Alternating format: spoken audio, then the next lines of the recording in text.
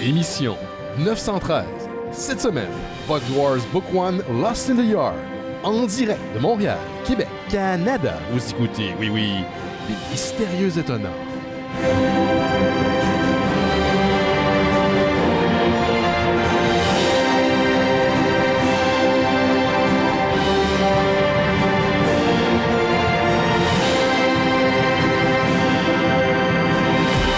Bonjour à toutes et à tous, vous écoutez Les Mystérieux Étonnants, une émission en balado-diffusion consacrée aux BD et à l'ensemble de la culture populaire. L'ensemble. Benoît Mercier au micro et cette semaine, je suis entouré d'une équipe dont les membres ont des bébites.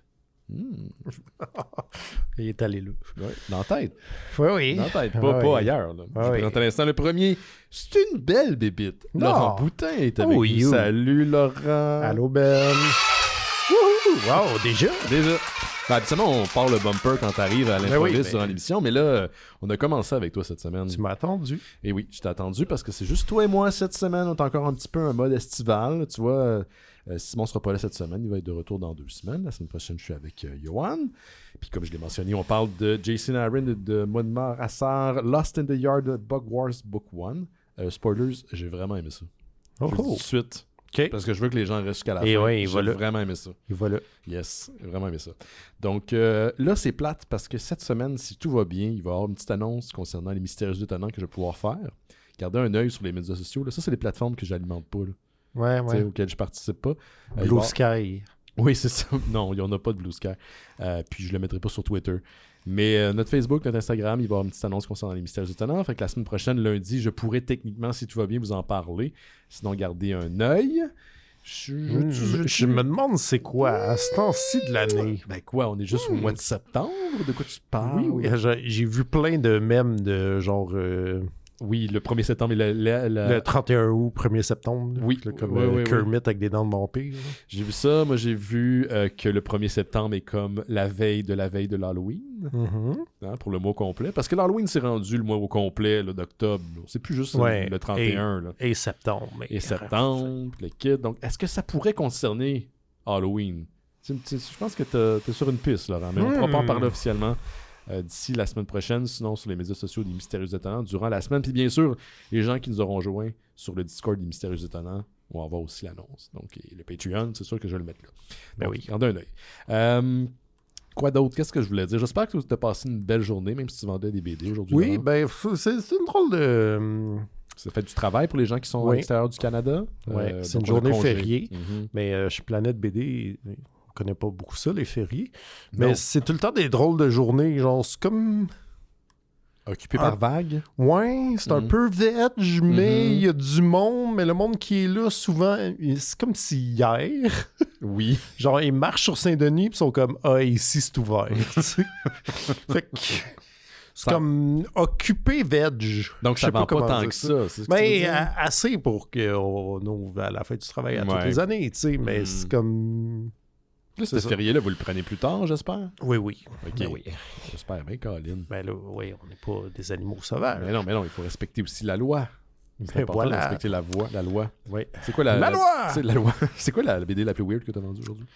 Oh, la plus weird? Ouais. Parce que c'est une petite section de BD sexues là, qui sont assez weird.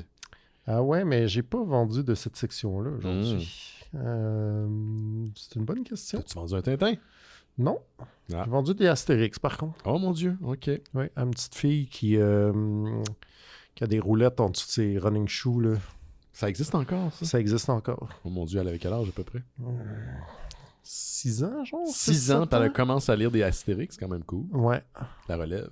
Ouais. Elle a pris un des bons, là.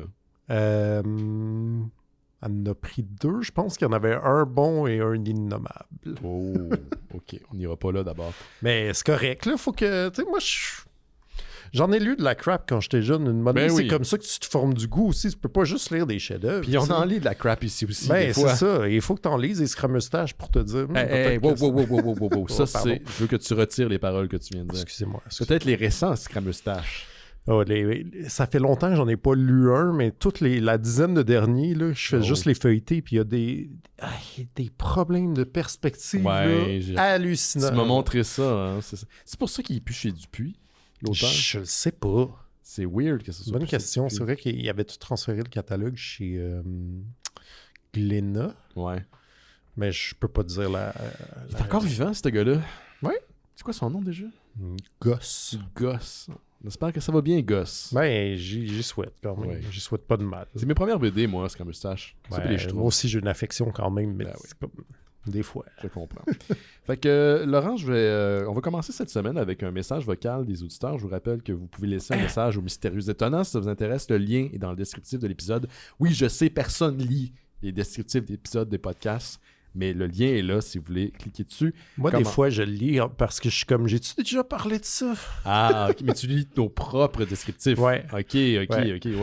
Non, mais en général, je fais une blague, mais si vous voulez laisser un message vocal, commentaire, question, suggestion, whatever, habituellement, si c'est respectable, on va le passer à l'émission. La semaine dernière, j'avais reçu le message vocal de Thierry que je vais faire jouer dans quelques instants, mais malheureusement, j'étais un peu pressé dans le temps parce que je l'ai reçu comme pas longtemps avant. Donc, le voici. Je suis jamais là d'habitude quand il y a les messages vocaux. C'est ça, je l'ai gardé pour toi. C'est pour toi que je fais ça, Laurent. Mon Dieu, Salut les mystérieux. Allez-vous faire les Scream 5 et 6 sur bifurcation éventuellement? Merci. Donc Thierry, je peux pas répondre. Non, mais c'est ça. La question est dirigée à toi et à moi, mais c'est moi qui peux y répondre. Bifurcation, qui est le podcast exclusif des membres Patreon, quand vous donnez au Patreon des Mystérieux. On veut faire des cycles de rattrapage. Donc, Kevin Smith a sorti des films depuis la dernière fois qu'on en a parlé. Il y a d'autres cinéastes qui ont aussi sorti des films, donc Guillermo del Toro. Il y a notamment son Frankenstein qui s'en vient, que je veux vraiment voir. Donc, oui, il va y avoir des cycles de rattrapage. Est-ce qu'on va faire Scream éventuellement? Je ne pense... Pas prochainement. En tout cas, je pense pas cette année. Je ne crois pas que c'est dans les cartons. On avait parlé de faire de quoi de spécial pour l'Halloween, parce que justement, durant le mois d'Halloween, durant le mois d'octobre, les shows des Mystérieux Étonnants sont à thématique halloweenesque. Donc, c'est des BD, des films qui sont dans le ton. Puis, Bifurcation, on fait aussi des trucs qui sont similaires. On a parlé d'autres choses. Je ne sais pas encore ce qui a été choisi exactement. Je ne peux pas vous en parler. C'est quand même dans un mois, là, l'Halloween. Le début du mois d'octobre. Littéralement dans un mois. On est le 1er aujourd'hui. Mais Scream 5 et 6, quoique j'ai bien apprécié les films, je pense pas que ça va faire partie du cycle prochainement. Mais peut-être. Qui sait, d'un cycle rattrapage, ça pourrait peut-être en faire partie. Ou un autre cycle de films d'horreur. Dieu sait que j'arrête pas de parler de Scream. Fait que c'est vrai. J'aime bien ça. C'est vrai que t'arrêtes pas de parler de Scream puis de Kevin Smith. Kevin Smith. Puis de lutte. Et de lutte de ce temps-ci. J'ai écouté les épisodes de quand j'étais pas là, puis j'étais comme, ouais, c'est rendu un show de lutte. C'est pas rendu juste un show de lutte. Mais comme Johan en écoute, que maintenant c'est rendu que Simon en écoute, puis que moi j'en écoute, puis qu'on a fait une soirée lutte il y a 2 semaines. Je sais pas. Tombe dans les... je suis plus dans la gang, c'est sûr. Moi, il faut plus à vos affaires. Ben non, mais c'était ouvert à tous, là, la soirée qu'on a faite. Mais tu travaillais cette journée-là. Puis t'as une blonde, il a fallu que tu ailles à la maison. Ben, je sais pas ce qu'il fallait que tu fasses après. Là. Je sais pas qu'elle te forcer à aller chez vous, mais t'as des obligations. T'as appris le travail. C'est vrai, mais je pourrais l'amener à la lutte. Ben oui, je suis sûr qu'elle est prêt. C'est comme du théâtre, man. Oui, je sais pas. C'est vraiment un beau spectacle. Mais là, tu vois, tu m'as envoyé ça à la lutte, fait que je vais pas commencer à en parler. Je vais te donner raison. Mais on va continuer avec toi, Laurent, les nouvelles. On va en fait commencer avec toi.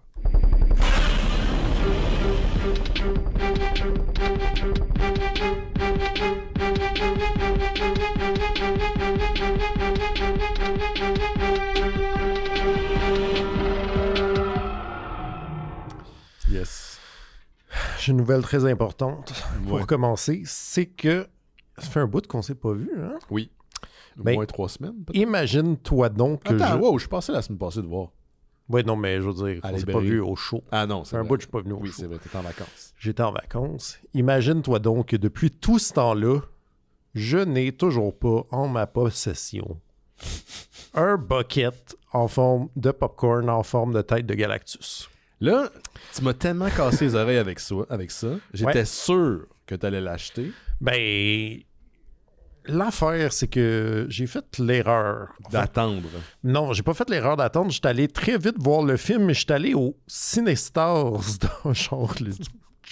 dans voir Cavendish. Oh. Non, c'est loin. Ah oui, ça loin dans l'ouest. Oui, dans l'ouest. Oui. Mm-hmm. Puis, ben, les Cinestars, ils ont pas ça.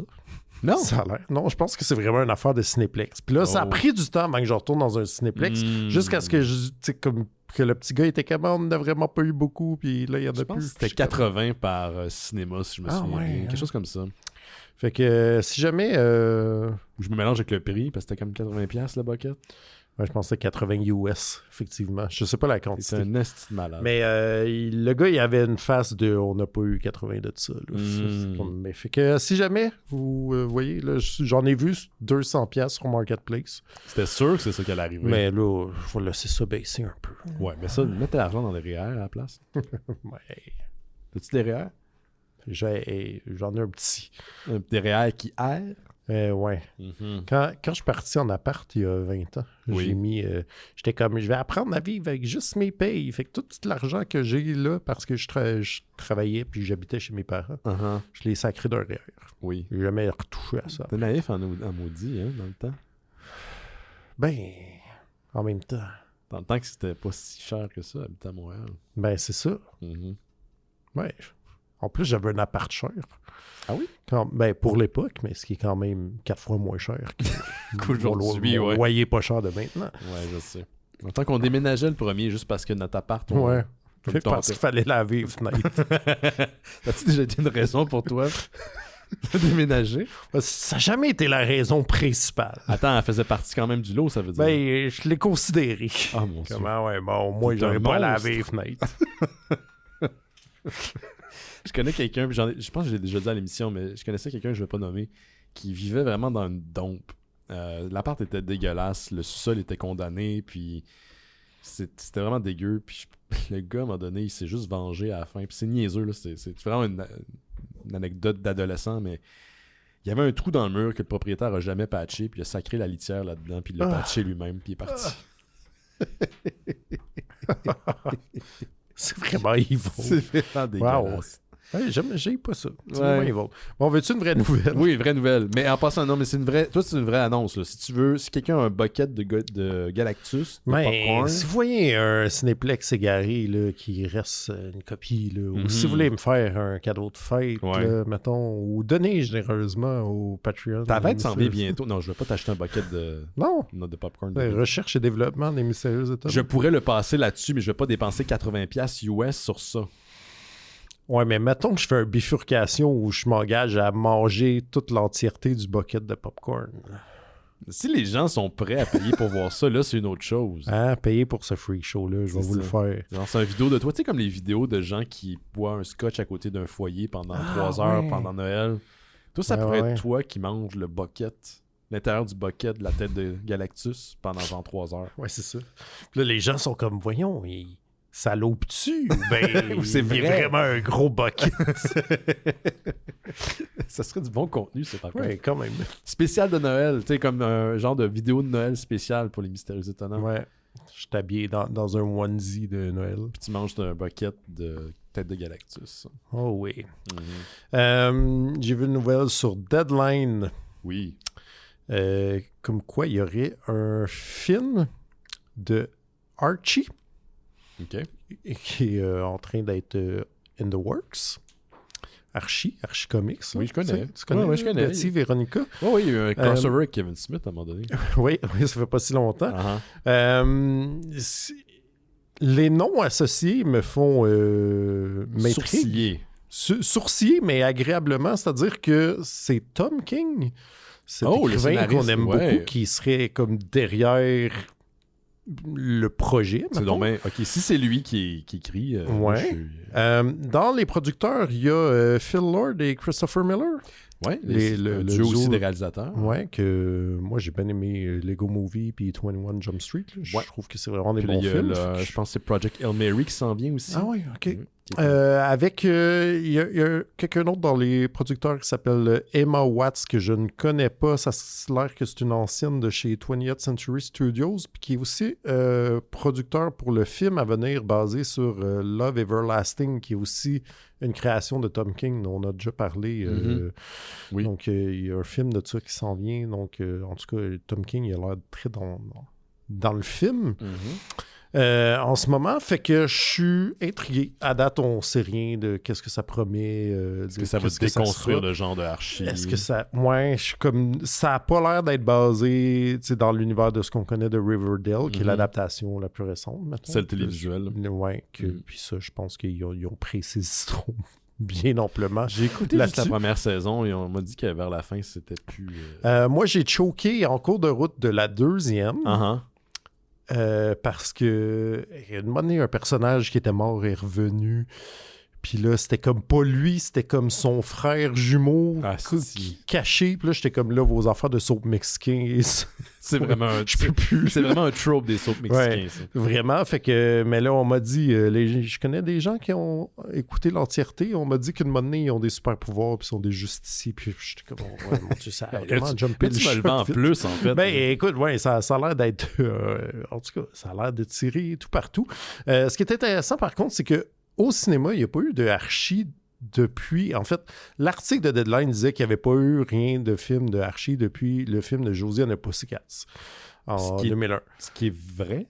Je sais pas, moi, j'ai vu une version Bollywood de Archie de 2023. Ça devait pas être officiel, par contre. Mais probablement pas, Non, mais c'était pas comme quand même les noms des personnages avec la dynamique des personnages, mais adapté... Sauce Bollywood. Sauce Bollywood, c'est-à-dire que c'était une comédie musicale, puis que c'était aussi une comédie très, très romantique, mais c'est aussi basé, c'était comme à Riverdale, mais Riverdale qui était comme une genre de ville indienne où c'était comme des descendants des colonisateurs anglais Okay. un peu. Puis tout. En tout cas, bref, ceci existe. J'ai rechecké tantôt, l'Internet a eu vraiment ce film-là, mais moi, j'avais aimé ça sur Netflix. T'avais-tu aimé Josie and the Pussycats? Écoute... Ça fait longtemps. Moi, je pense pas que je l'ai vu. C'est trop loin. Moi, je sais que je l'ai vu, mais je l'ai jamais revu. J'avais un gros kick sur Rachel Lee Cook dans le temps. Ah ouais? Ouais, c'était ma madame. Je comprends. Oui. C'était ta madame. C'était ma madame. Ouais. Ah ouais, c'est vrai, je comprends. Ouais. C'est ton genre. Genre, She's All That. Ouais. Genre, c'était... Ah, pourtant, elle est super laide dans She's Ah All oui, That. elle enlève ses lunettes, puis là, tout d'un coup, waouh! Ah ouais. C'est vrai, j'avais oublié qu'elle enlevait ses lunettes. Mais ouais, écoute, c'est trop loin pour que je m'en rappelle. Là. Je pense que je le reverrai avec plaisir. Je pense que, tu sais, comme... Il me semble de ce que je me rappelle, il y a un côté camp que j'apprécierais. Qui était assumé, ouais, c'est ça. Plus aujourd'hui qu'à l'époque, sans doute. Je me demande ce qu'ils vont faire avec l'adaptation. Est-ce qu'ils vont déconstruire les codes ou ils vont assumer au contraire le côté campy de la je chose? sais pas. Mais avec Tom King, là, qui scénarise... Ben ouais, moi, je me sens en confiance en même temps. Tu sais, c'est comme... Tous les trucs de Tom King dont on a parlé à l'émission, c'est beaucoup dans la déconstruction. Donc, je serais pas surpris qu'ils prennent la même voie.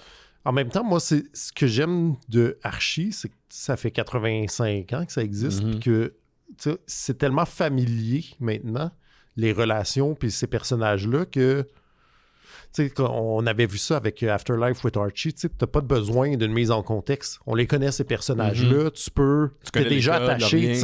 Là, il y en a un qui devient un zombie, t'es comme, oh non, pas lui, je l'aime, même si c'est la première page. Il n'y a jamais eu de conclusion à Afterlife with Archie. Ben non, hein, moi j'attends encore un volume 2, mais...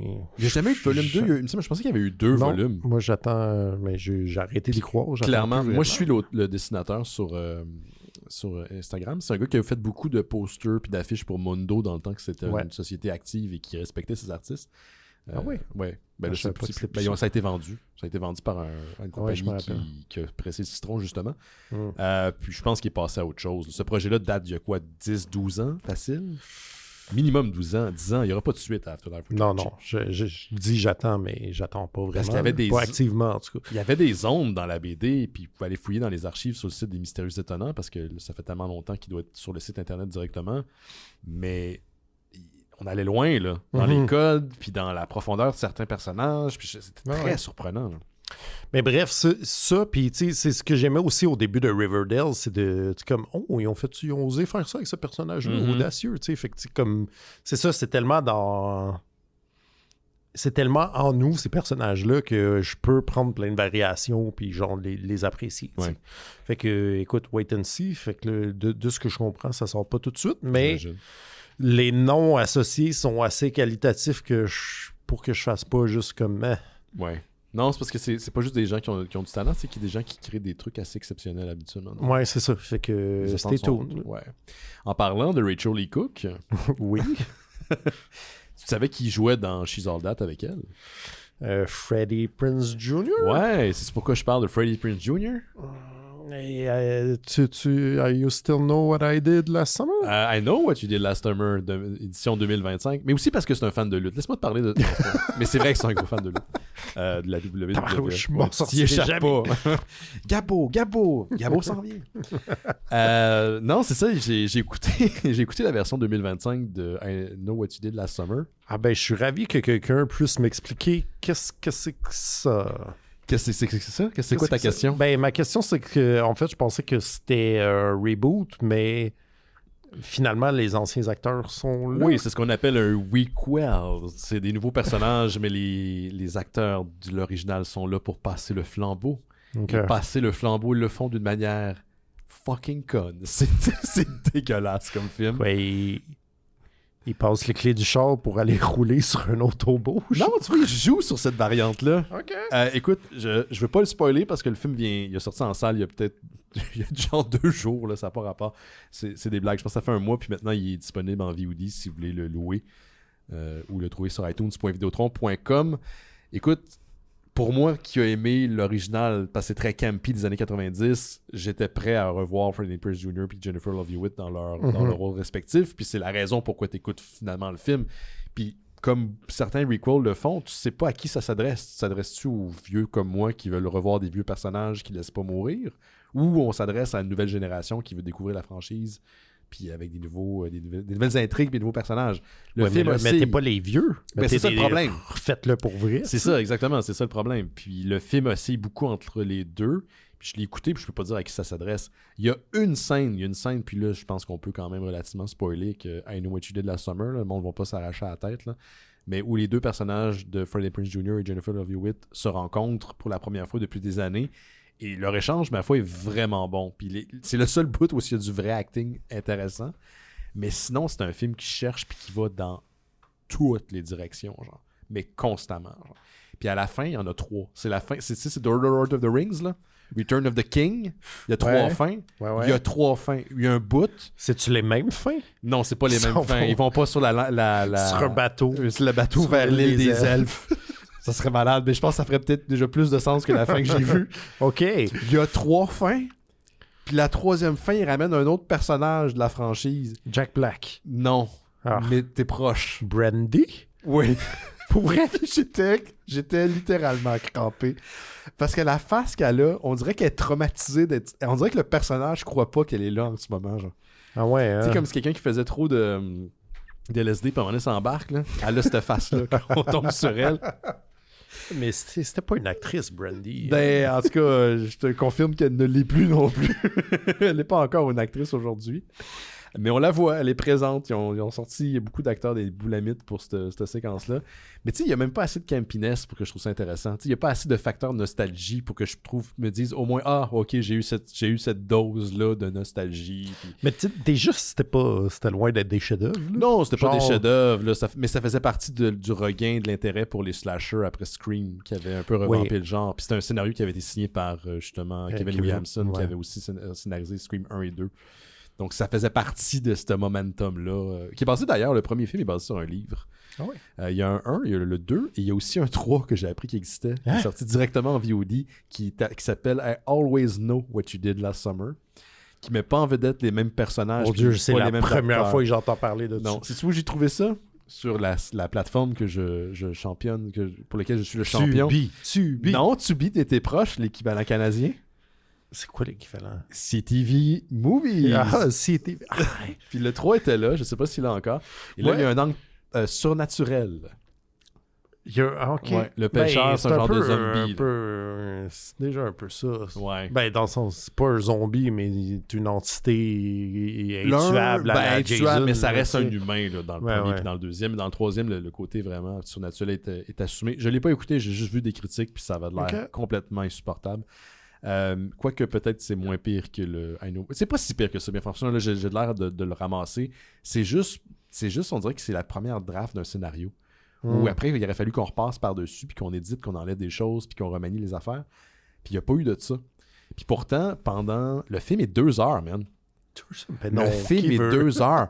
Quand on arrive à la fin, avant la 2e, 3e fin, je me dis, bon, puis on arrive à la fin, j'ai regardé, il restait 11 minutes. J'étais comme, mais on est où, là? Qu'est-ce qu'on a encore à dire sur le film? Puis c'est juste dans les 40 dernières minutes qu'il se passe quelque chose au niveau des kills. Tant qu'à refaire de quoi comme dans le temps, prenez au moins... Tu sais, moi, c'est une des choses que j'ai beaucoup apprécié du nouveau Naked Gun. Mhm. C'est que c'est 87 minutes, merci, bonsoir. Ouais. Comme dans le temps. Comme dans le temps. Comme dans le temps. Parce que, t'as aucun moment où t'es comme, voyons, pourquoi c'est long de même? Non, tu sais. c'est ça. C'est comme, mais non, c'est parfait. Ben, tu sais, ça faisait 20 minutes que c'était commencé, puis je me disais, voyons, pourquoi c'est long de même? ouais, ça, c'est un autre problème. Mais, Il y a un bout dans le film. tu sais, si c'était 90 minutes, tu te le serais dit moins, moins de fois. Mais il y a un bout dans le film où, tu sais, des fois, tu réécoutes des films des années 90, puis ils sortent un fait par rapport à, mettons, l'Internet, puis ça fait pas de sens. Il y a un épisode d'X-Files, par exemple, où Ou ce qu'il appelle l'Internet. il appelle l'Internet. Ouais, tu te souviens de ça. Ouais. Il y a un moment dans le film où quelqu'un dit oui, on a effacé tout de l'Internet. Je pense que tu sais pas comment l'Internet fonctionne. Puis on fait référence aux événements du film de 97. Là. Ouais, tu peux pas. C'est comme de la pisse dans une piscine publique. Là. Ça s'enlève pas. Là. Ça reste. Puis il y a un personnage qui dit ça. Je me dis, qui a qui ça, Colin? C'est pas. On n'est plus en 97, justement, on est en 2025. Ouais. Anyway. Écoutez-le, I guess. Je sais pas.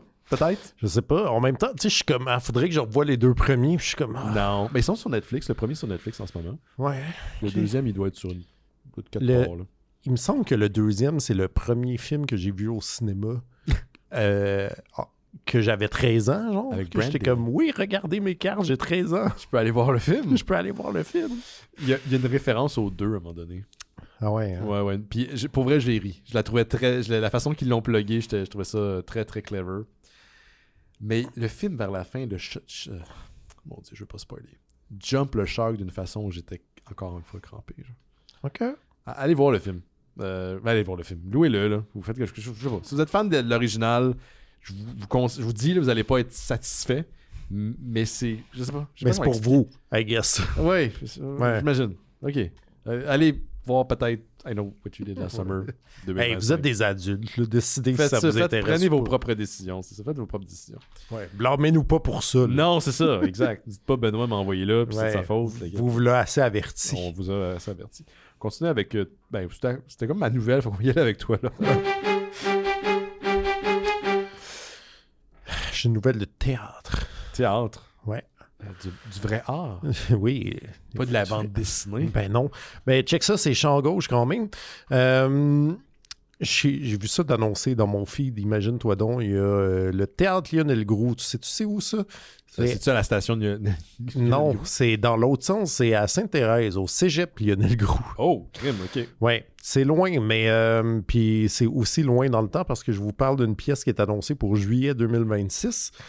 Mais le théâtre, c'est comme ça. Tu sais pas ce que tu achètes, mais il faut que tu achètes ça d'avance parce que quand ils commencent à en parler puis que ça commence à jouer, ben, Tout le monde se garoche. Ouais, c'est ça. Comme un bucket de. Ouais, comme un bucket de Galactus, Mhm. exactement. Et là, la pièce en question s'appelle Boulevard Pérusse, Oui, ok. comme dans François Pérusse. Oui. Fait que on nous promet donc une pièce de théâtre entière écrite par François Pérusse. C'est donc bien De- cool, ça. du stock inédit. Ça s'appelle Boulevard parce que ça se veut dans la grande tradition du théâtre de boulevard qui, je cite selon le site, met en scène des comédies d'intrigue et de vaudeville. Donc, genre des gens dans le garde-robe et des cabotinage. propos et du cabotinage Ouais. et sûrement des gens qui tombent. Ouais. Ouh, Ouais. what's not to like? Du bon Olivier Guimond. Voilà, exactement. Fait que moi, ça m'intrigue grandement. Ceci Mhm. dit, sortez vos portefeuilles parce que c'est 72 le billet. Oh. Et 63 si vous êtes membre du théâtre. Je sais C'est pas pas ce que si ça pire implique. que ça. Pour du Ben, théâtre, il me semble que c'est Ben, bien. ouais, ça dépend. J'allais à la Quand lutte, ça même. m'a coûté 72 piastres. Ah ouais. Ouais. En haut. La grosse lutte. Ouais, la grosse. Pas la lutte de fouf. Non, ça, c'est Excuse-moi, 20 je veux pas dire que c'est pas un la lutte jugement. différente. Pas un jugement qualitatif. Non, du c'est le calibre, pas de temps de la lutte, mais de, disons, des installations. Ouais, et, voilà. ouais. Fait que je n'en sais pas plus, mais je pense que les billets sont déjà en vente, donc à la mi-juillet. Vous checkerez ça. Il y a comme, on dirait que François Pérusse, il y a le vent dans les voiles aussi. Parce que je sais plus si on en a parlé, On a parlé, mais oui, l'affaire d'orchestre. Là. ouais, il y a un show à l'OSM en février prochain avec qui vont faire. Je sais même pas si lui il va être là. Il va jouer. chanter Ouais, c'était les pas clair tunes. dans l'annonce. là. C'était pas clair, mais Toi, t'as acheté ton billet? Oui. Déjà? Ouais. Combien ça t'a coûté pour ça? Puis ça, c'était cher, non? c'était quand même cher, mais j'ai un billet en haut, là, c'était genre 60. Pas si Mais pire. je sais pas s'il en reste. Ben, c'est ça, je vais pas voir grand-chose, mais on est là. C'est ça qui est bien avec la salle symphonique, c'est que ça Tu sonne vois bien partout. Ben oui, exactement. C'est comme si ça avait été conçu comme ça. Ben oui, tu vois rien, mais ça sonne bien partout. C'est ça. Excellent. Qu'est-ce que j'avais, moi, dans mes nouvelles? Hey, j'ai une nouvelle pour toi, Laurent. Oh yeah! Presque toutes mes nouvelles cette semaine sont pour toi, en fait. Ben À oui, part, je suis tout seul ici. T'es tout seul ici, puis t'es un grand fan de I Know What You Did Last Summer. T'arrêtes Ouais. pas de m'en parler, tu fais la comparaison entre le roman, puis à quel point l'autrice était pas contente pour l'adaptation. T'arrêtes pas de fermer tu fermes pas ta gueule avec ça. Non, je te parle de... Toutes les choses que j'apprends à l'instant. Tu nous avais parlé il y a quelques semaines de ça fait quand même un petit bout, d'une série d'animation qui s'appelle Glouton et Dragon, qui est basée sur un manga qui est publié, disponible en fait sur Netflix. Ouais. Tu t'en souviens? Ouais. Où on était dans une espèce de game de donjon, mais les personnages faisaient de la bouffe avec les créatures qu'ils éliminaient. Puis tu me disais que c'était malgré que c'est des créatures fictives, là, tu écoutes ça puis t'as faim. Là. C'est très, très alléchant. Ouais. Puis dans le manga aussi, t'as les recettes très détaillées sur comment faire cuire ta glu avec ton squelette fantôme, genre. C'est nice. Pour vrai, c'est tellement un concept intéressant. Mais ils vont faire quelque chose d'équivalent du côté de Marvel Comics parce je pense en décembre prochain, voilà. Ils vont publier un truc qui s'appelle Marvel's Meals to Astonish numéro 1, qui est écrit par Steve Orlando et dessiné par Ken Nimjimura. Steve Orlando, avant d'être auteur de bande dessinée de comic book, il travaillait dans le milieu des spirits. Je parle pas des esprits, mais des vins et spiritueux. Là. Mon Dieu, j'étais comme, ouais, au milieu des spirits. Des spiritueux, voilà. Donc, l'histoire de ce numéro-là, qui s'appelle Marvel's Meals to Astonish, c'est que tu as un critique culinaire qui va à l'ouverture d'un nouveau restaurant à New York et qui va le couvrir pour le Daily Bugle, et il est accompagné d'un certain photographe qui s'appelle Peter Parker, toi chose. J'ai jamais entendu ce nom. Ben non. Et donc, le restaurant est attaqué par le Rhino parce que lui aime ça foutre la shit. Et Spider-Man s'en mêle. C'est vrai, ça. Donc, il va y avoir... je sais pas à quel point... Je pense que le thème de la bouffe est inclus là-dedans, mais je sais pas à quel point on a des recettes liées à cette histoire-là. Par contre, dans le même numéro, pour la première fois, ils vont mettre l'entièreté d'une série qui était exclusivement disponible sur Marvel Unlimited par le passé. Donc, Marvel Unlimited, qui est l'application où vous pouvez lire de la bande dessinée de Marvels, ils ont des séries Unlimited, donc qui sont exclusives à la plateforme, qui ont été conçues pour la plateforme, de qualité variable. OK? J'ai regardé le dessin de l'intégralité de Test Kitchen, c'est ça le nom de la série. C'est pas très beau. C'est pas très beau, mais on a des recettes complètes à la fin de chacun des numéros qui sont conçues par un vrai chef qui s'appelle Paul Esbach, qui a déjà remporté une étoile Michelin. Donc, c'est l'histoire de Anna dans Test Kitchen qui fait des repas pour Tony Stark. Donc, chaque numéro, maintenant, sera publié à l'intérieur de Marvel's Meals to Astonish. Donc, c'est déjà intéressant. Puis, on va compléter le tout avec le nouveau personnage que tout le monde triple là-dessus parce qu'il a fait son apparition dans le dernier jeu de combat Arena de Marvel, Jeff the Landshark. Donc, j'ai vu une série qui a commencé, là, ça a l'air de gros buzz. Tout le monde tripe sur Jeff the Landshark, à part Jake, parce que c'est son... mais il est tellement cute. C'est pas un grand requin blanc. Ouais, là, non, c'est c'est un petit requin cute, mais quand même. Donc ça s'en vient décembre. Tout ça va être contenu dans Marvel's Meals to Astonish. Il va y avoir des recettes. Puis, je vais rebondir là-dessus. Je pensais pas parler de ça aujourd'hui, mais... T'as vu quelque chose lié à la bouffe? Ben, c'est vraiment drôle que tu parles de ça parce que je crée les fiches produits à la librairie aujourd'hui. Des fiches produits? Des livres qu'on va recevoir cette semaine, des nouveautés. Okay. Et là-dedans, il y a un manga qui sort cette semaine, en français donc, chez Pika, si je ne m'abuse, qui s'appelle Superman Gourmet of Steel. OK. Et qui est, si j'ai bien compris, un manga de Superman qui est comme quand il est pas en train de se battre contre des méchants, il va au Japon goûter des spécialités culinaires avec ses amis de la Justice League. OK, c'est un manga, là. Oui, ben c'est ça. Fait là, j'étais comme, OK, ben ça, je vais en parler au mystérieux, mais j'étais comme, je vais attendre de le lire cette semaine. Mais là, tu en parleras quand tu vas l'avoir lu. Oui, mais là, je suis comme, là, ceci s'en vient. Le Zeitgeist, là. Oui, mais ça, y a-tu plus qu'un numéro, par contre? Ou... Ben, c'est un volume 1, fait que... fait qu'il va en avoir 39. Là. Ben, probablement. Ouais. Puis c'est quoi le style? T'as-tu vu le dessin un peu? J'ai vu un cover, là, ça avait l'air un peu cartoon, là, quand même. Ouais, j'imagine. Mais écoute, Ça c'est intriguant. J'ai un cover ici avec ouais, OK. Un Superman très manga avec un gros six-pack qui tient un bol de riz et des baguettes. Tu sais, il y a Je des ne sais pas ce que j'en pense. Il y a des mangaka là, qui représentent la bouffe d'une façon tellement alléchante dans leurs Ouais. œuvres. Là. T'as envie de manger les Ouais, pages. puis je sais pas, il y en a toujours eu, là, mais en ce moment, il y a vraiment beaucoup de mangas de bouffe. Ah ouais? Je pense, Pourquoi tu probablement, il y en a un de ceux-là qui s'appelle La Cantine de minuit, qui a vraiment un gros succès. Là. Il y a aussi une série Netflix là, en vraie personne qui s'appelle Midnight Diner, qui est bâtie là-dessus. Puis je pense que tout le monde essaie. C'est tout le temps la même affaire, une affaire qui pogne, puis là, il y en a plein. Si le d'autres, manga tu sais. est inspiré de la série ou la série est inspirée du manga? La série est inspirée du manga. Ok. Puis le manga est meilleur. Oui. Comme d'habitude. Oui. Mais puis, tu sais, je vois même, il y a une espèce de sous-genre en ce moment que je remarque qu'il y en a de plus en plus, qui est de genre de romance homosexuelle Ah oui. alentour de la nourriture.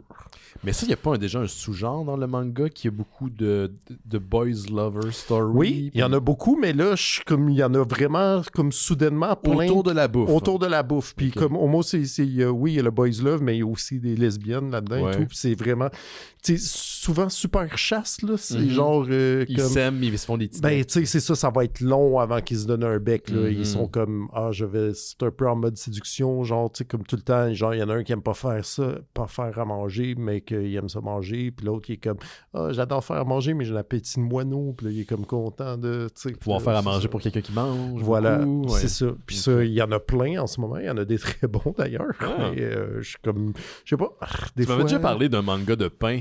Quelqu'un qui faisait du Ah pain. ouais, hey, ça par contre, là, c'est comme... Ça fait longtemps que ça a été traduit, puis j'aimerais ça qu'ils le refassent. Parce qu'il y a plein de numéros épuisés en ce moment, là, Mhm. mais comme Delcourt sont en train de ranimer leur catalogue de manga un peu. Là, Ils vont fait peut-être que le ça se ramener. peut qu'une monnaie ils le ramène. Ça s'appelait Yakitate Japan. Oui, C'était incroyable. pour vrai. Ouais, Non moi, ironiquement. non, c'était vraiment... Parce que c'est comme si le Japon, il y avait une drôle de relation avec le pain, dans le sens Mhm. que c'est un peu nouveau Ça fait pour pas eux, tant tu sais. partie de leur culture. Non, c'est ça, tu sais, ils ont comme tellement une culture plus basée de grains de riz plus que de grains de blé, mettons, Mhm. que c'est comme un peu nouveau pour eux. Puis là, c'était comme des étudiants qui apprenaient à faire différentes sortes de pain. Mais tu sais, c'est comme... C'est parce que c'était tellement too much. Tu sais, comment des fois dans les mangas, là, les réactions peuvent être genre démesurées. Là. Ouais.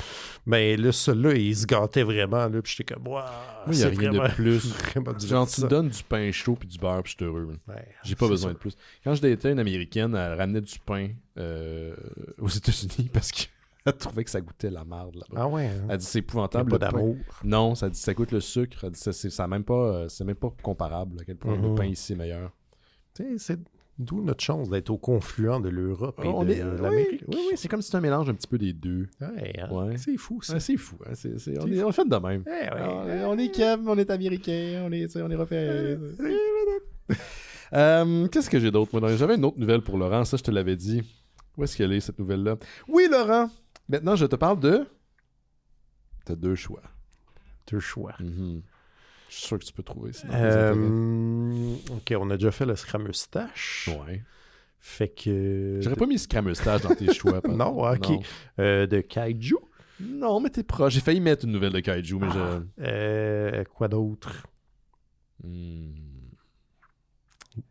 Je parle de Muppets, Laurent. Ah, ben oui. Ton Of père. course. Your First L'autre Love. affaire. L'autre affaire. Qui est aussi quelque chose que j'apprécie beaucoup. Parce que pour souligner le 70e anniversaire des Muppets, 70 ans Ouais. pour les Muppets, ils n'ont pas une ride. Non, Mais c'est vrai. Ça, tu sais, il vieillit bien. Marvel Comics avait déjà annoncé au mois de juillet dernier qu'elle allait sortir des couvertures alternatives, genre d'affaires que toi puis moi, je pense pas qu'on collectionne vraiment. Là. Il y a un marché pour ça, il y a un public Ouais. pour ça. Mais donc, il va y avoir des couvertures alternatives. Puis là, ils ont dévoilé la semaine passée au moins 10 couvertures alternatives, mettant en scène certaines de vos Muppets favorites, messieurs, dames. Oui. Oui. C'est vrai, je te l'ai envoyé en plus. Oui, mais là, ils en ont sorti plein. Ouais. Et ma préférée à date, là, parce qu'il y en a moins de Ouais, c'est dizaine, laquelle, toi? c'est celle de Stalter et Waldorf qui s'affrontent tel Hulk and the Thing sur une couverture qui reprend une célèbre bande dessinée du même composition. C'est vraiment beau. Donc, toutes les couvertures qui mettent en scène les mopettes reprennent des couvertures qui sont déjà sorties. Moi, ma préférée, c'était cette fameuse couverture de Wolverine, là, où ce qui fait signe dans ma liste. Ouais, avec sauf que là, c'est le Swedish Chef avec des ustensiles. C'est le Swedish Chef avec 3 spatules de bois entre les doigts qui pointent le lecteur puis il dit viens-t'en. C'est du génie, oui, man. Sûrement qu'il dit smart. Je l'ai pas pire, le Swedish Chef. Oui, quand même. Puis c'est ma préférée. Pour vrai, ça, je voudrais ce poster-là pour quand il y a des gens à la maison puis qui voient ça filtrer un peu. Si je me juge, je les expulse de ma vie. Après, je devrais le mettre sur mon profil de dating. Puis il y en a une autre, c'est quoi? C'est Miss Piggy qui reprend la couverture de Amazing Spider-Man numéro 1. Ouais. Donc, quand Spider-Man se trimballe, ben, c'est Miss Piggy qui est là. Qui tient Kermit. Exactement. T'as Miss Piggy qui a le Infinity Gauntlet à la place de Thanos. Ouais. Celle-là est troublante un peu. Fuzzy Bear en tant que The Thing et ouais, c'est ça, tu l'as mentionné pour Swedish Chef, mais aussi t'as Rolf, le chien, qui reprend la fameuse couverture de Secret War. Donc, oui, c'est vrai. Donc, Worf il est revêtu du costume noir qui éventuellement va devenir Venom. Ouais. Donc, c'est une dizaine de couvertures. Vous pouvez déjà... En fait, la précommande n'est pas déjà ouverte, là, mais vous allez pouvoir le faire bientôt. Puis c'est exclusivement dans les comic shops. Vous n'allez pas pouvoir trouver ça dans genre Chapters ou Indigo, ce genre de place-là. Il faut vraiment passer par le marché direct. Et puis, garochez-vous. Si vous êtes un collectionneur, ça s'envole assez rapidement. Je sais pas qu'est-ce qui se passe avec toute cette histoire de Diamond qui est en... J'ai arrêté de suivre, man, parce que c'est super compliqué. Le distributeur Diamond qui a perdu plein de contrats, qui a fait faillite, mais qui est encore actif. Ouais, moi, je sais plus, là. J'essaie de suivre, là, puis pour vrai, Moi non plus, de ce que j'ai compris, là, les gens, en tout cas, il y a beaucoup d'indépendants qui sont plus représentés par Diamond. Ça, c'est poche. Mais ça. Fait qu'ils perdent une distribution importante. Ouais, quand même. Mais souvent, ces indépendants-là, il y a moyen de les avoir ailleurs. Mais là, de ce que j'ai compris, c'est pas nécessairement dans les comic book shops. Mais là, c'est ça qu'on veut. Oui, je sais, mais tu peux aller dans une librairie comme plus générale, puis des fois, ça marche. OK. T'as-tu un exemple de série, mettons? Quelque chose que tu as vu, que tu te souviens? Écoute, moi, mettons, récemment, je voulais... puis ça, c'est simple, là, je voulais le volume 2 de Kamandi de Jack Kirby. C'est chez DC Comics. Mm-hmm. Mais c'est sorti il y a une couple d'années déjà. Ça fait longtemps. La version française ou anglophone? En anglais. OK, ça fait longtemps qu'elle est sortie. Oui, mais il y a eu des rééditions, là, genre 4 ans. Il n'arrête pas de ressortir son maudit Fort World puis Kamandi. Tu sais plus quelle édition il faut que tu achètes. Je sais. Mais bref, là, j'étais comme ça. Puis là, il n'y en avait plus par Diamond. Mon comic bookshop ne pouvait pas l'avoir. Mm-hmm. Mais j'ai trouvé une autre place qui était comme ouais, non, mais tu peux pas le commander à partir de la librairie? Non, ça marchait pas, mais comme des gens qui ont d'autres distributeurs, genre par Penguin Books, qui est pas distribué par Diamond, là, ça marche. T'sais. Oh mon Dieu, quel calvaire. Fait que si jamais vous cherchez des affaires que vous n'arrivez pas à trouver, des fois, demandez à une librairie anglophone plus généraliste, parce que ça se peut que ça soit moins compliqué. Mettons, Dwarn and Quarterly, ça pourrait être ça? Probablement. Je dis ça de même. Je vous jure pas, je me la mets au feu que tout est trouvable, mais ça se peut que des fois... Mais DC a sa propre distribution. Oui, pour vrai. Pourquoi Kamandi qui était distribué chez DC était pas... Je sais pas, mais on m'a dit que c'était épuisé puis que c'était infaisable, puis à une autre place, me l'ont trouvé en une semaine. Je trouve ça intéressant, je parle pas souvent du chat dans le show parce que durant l'émission on diffuse live, mais il y a la boîte à BD, donc j'imagine que c'est son propriétaire là, qui nous suit, qui dit Allô Jean, il dit je ne commande plus chez Diamond, donc lui qui a un commerce ne commande plus chez Diamond. J'imagine qu'il y a plus besoin.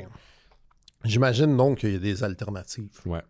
Mais c'est vrai que DC avait déjà son alternative, je sais pas le reste. Mais si vous êtes propriétaire d'une boutique de bande dessinée puis vous avez une partie de la solution, laissez-nous un message vocal en SpeedPipe. Le lien est disponible dans le descriptif de l'épisode. On va essayer de le faire passer la semaine prochaine. On t'est rendu avec qui? On t'est rendu à toi, là. Oh yeah. J'ai une nouvelle de télé. D'une adaptation de quelque chose qui sera en développement, donc pour une série télé qui serait sur Amazon Prime. Ça serait une série basée sur les jeux vidéo de Wolfenstein.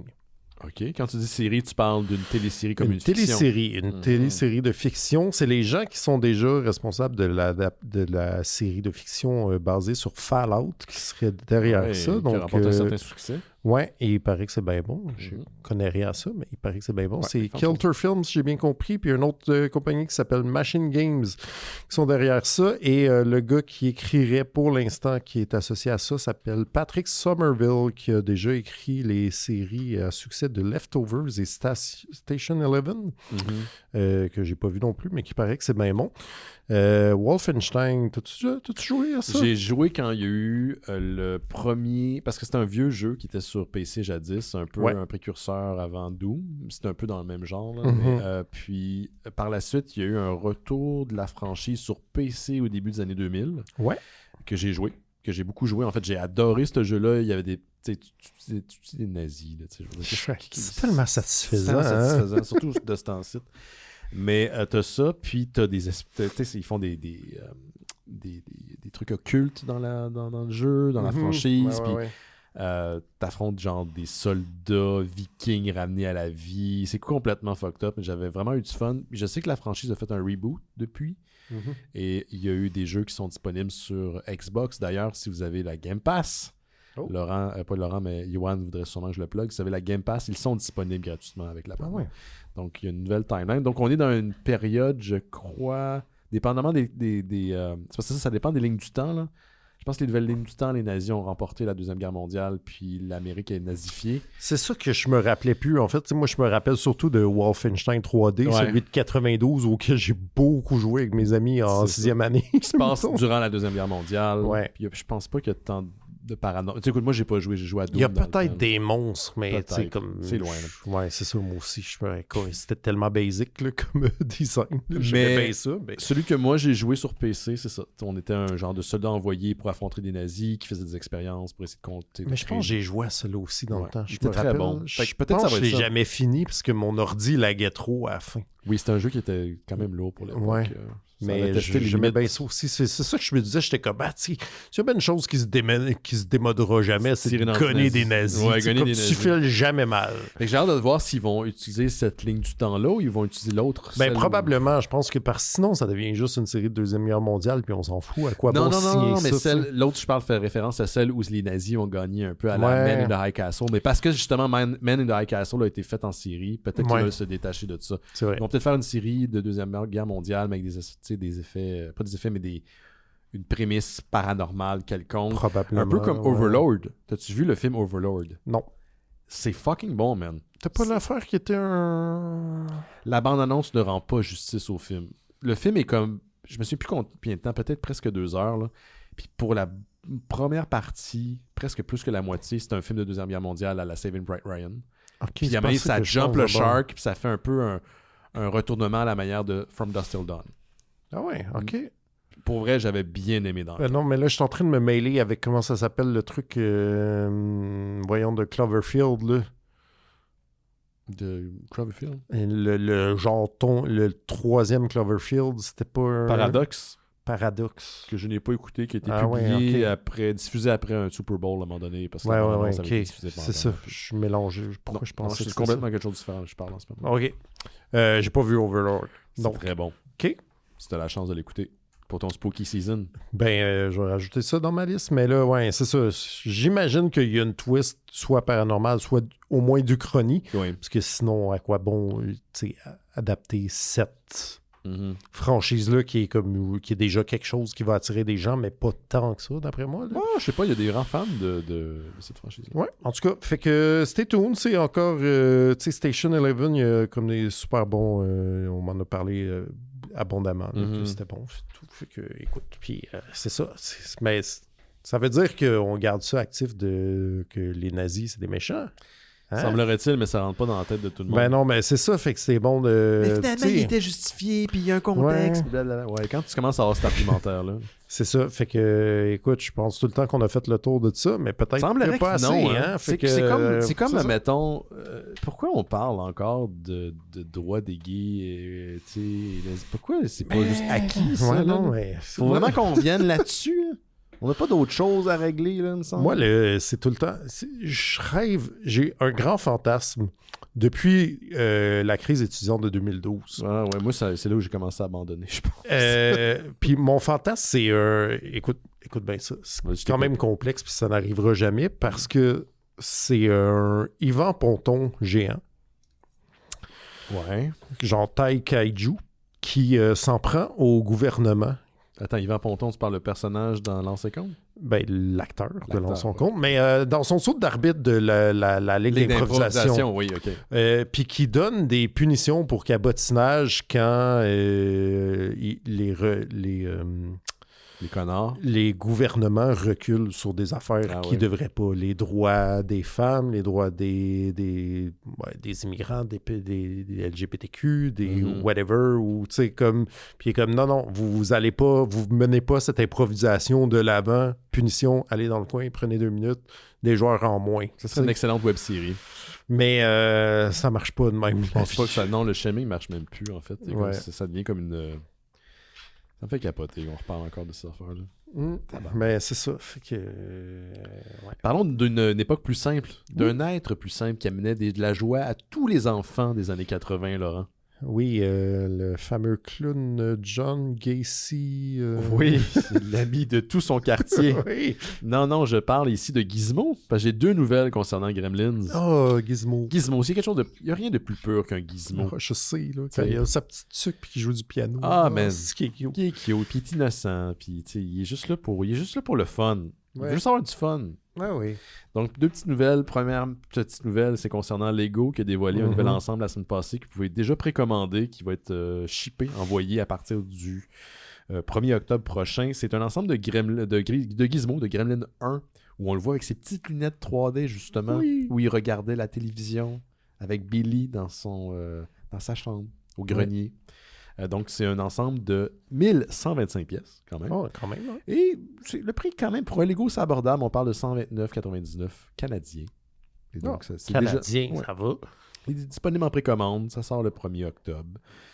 Ils n'arrêtent pas de sortir des affaires de ce temps-ci, Lego. Ils ont sorti aussi le bateau pirate de Pirates of the Caribbean.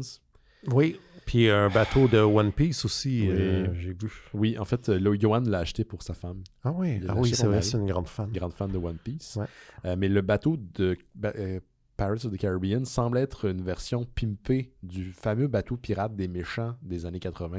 Ah ouais! Avec les toiles blanches et rouges Ouais, que moi ouais. j'avais, ce fameux ensemble que Simon aussi, je pense, avait. Donc ça semble être ça, mais comme plus, là. Puis là, c'est avec une petite base où vous pouvez le mettre sur un bureau. Puis les kits. Fait que c'est ça. Donc, concernant aussi Gremlins, le scénariste du premier Gremlins, Chris Columbus, qui a aussi été maintenant, qui est réalisateur, mais qui a été scénariste initialement, qui a écrit le premier film, a donné des détails concernant le 3e Gremlins qu'on attend. Une génération complète retient son souffle. Il a fait une entrevue récemment à Games Radar Plus pour la sortie de son film The Thursday Murder Club, qui est maintenant disponible sur Netflix. Je ne savais même pas que c'était lui qui avait réalisé ça. Puis il a décidé d'adresser des rumeurs, parce que là, Gremlins 3, il y avait des rumeurs concernant le fait que c'était fini, qu'on avait booké le scénario, puis on attendait juste le feu vert de Steven Spielberg, qui est producteur sur la série. Puis finalement, il a dit non, il y a plusieurs scénarios de Gremlins qui sont développés simultanément à la fois. Wow. Puis il dit, en fait, il y a toujours, on travaille dessus en ce moment, il y a toujours quelque chose à faire, en fait, sur le scénario de Gremlins. C'est comme un travail d'écriture sans fin. Puis il dit, on n'a pas encore trouvé exactement la raison qui justifierait le film. Il faut que tu aies une bonne raison pour ramener le film. Ça peut pas juste faire... J'aime ça qu'ils disent ça quand Moi même. aussi, exactement. Je pense que...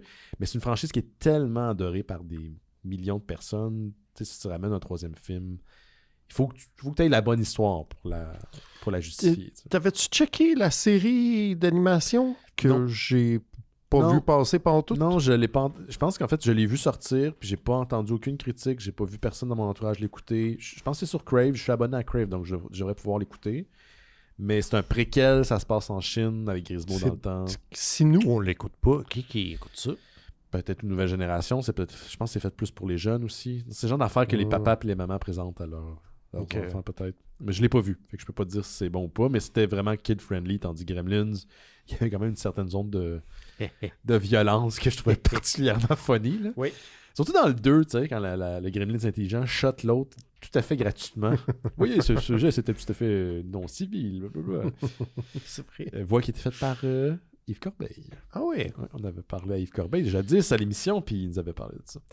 Donc, c'est tout. J'ai juste pour vous dire qu'en ce moment, il n'y a pas rien pour justifier l'arrivée d'un Gremlins 3, mais il travaille encore sur le scénario. Ça reste à voir si éventuellement ça va se faire. Puis si ça se fait, si le scénario est booké, j'aimerais beaucoup que Chris Columbus réalise le film. Ou Joe Dante.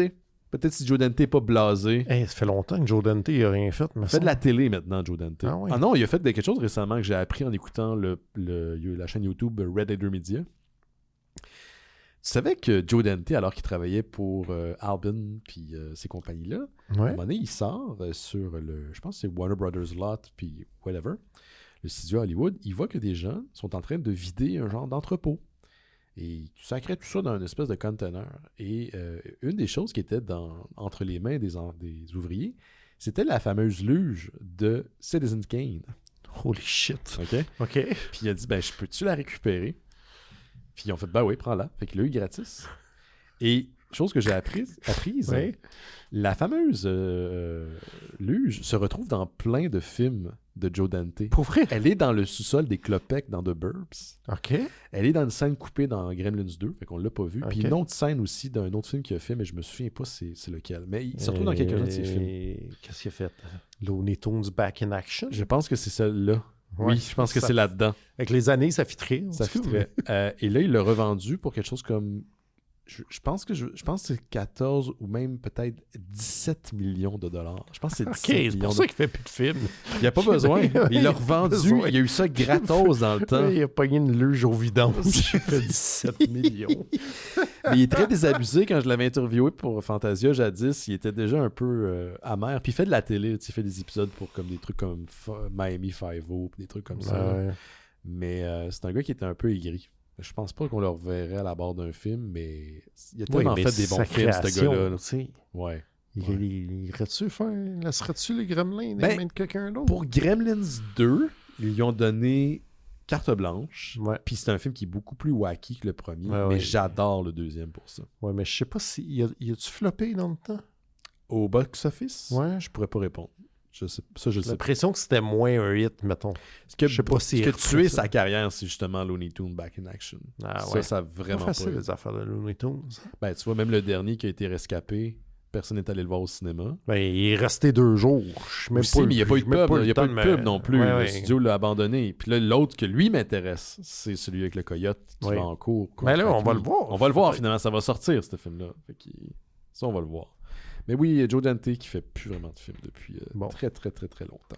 Fait que c'est ça que j'avais pour Gremlins. Laurent, qu'est-ce qui te restait? T'avais-tu quelque chose? J'ai fini mes vraies nouvelles, mais je veux juste mentionner que dans le Zeitgeist, en ce moment, il y a beaucoup d'affaires de crossover de Godzilla avec les Teenage Mutant Ninja Turtles.